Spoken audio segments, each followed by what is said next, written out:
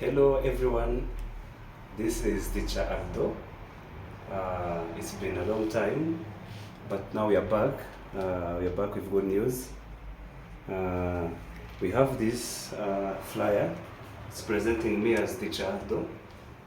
So, as you see, we have in this term, as we are back from the holidays, where we have this program, Kinyarwanda language, culture, lessons for travelers and tourists. So as you see, we travel with confidence and make our journey smooth and more enjoyable. So we're gonna do this kind of short course. As you can see, you can read.